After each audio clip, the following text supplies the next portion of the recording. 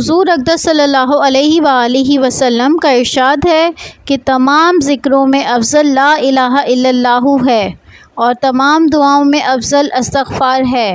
پھر اس کی تائید میں سورہ محمد کی آیت وَاعْلَمُوا أَنَّهُ لَا إِلَٰهَ إِلَّا اللَّهُ تلاوت فرمائی۔ حضور اقدس صلی اللہ علیہ وآلہ وسلم حضرت جبرائیل علیہ السلام سے نقل کرتے ہیں کہ اللہ جل شانہ کا ارشاد ہے کہ میں ہی اللہ ہوں، میرے سوا کوئی معبود نہیں، لہٰذا میری ہی عبادت کیا کرو۔ جو شخص تم میں سے اخلاص کے ساتھ لا الہ الا اللہ کی گواہی دیتا ہوا آئے گا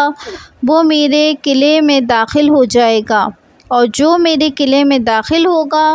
وہ میرے عذاب سے مامون ہوگا۔ حضور اقدس صلی اللہ علیہ وآلہ وسلم کا ارشاد ہے کہ ہر عمل کے لیے اللہ کے یہاں پہنچنے کے لیے درمیان میں حجاب ہوتا ہے، مگر لا الہ الا اللہ اور باپ کی دعا بیٹے کے لیے ان دونوں میں کوئی حجاب نہیں۔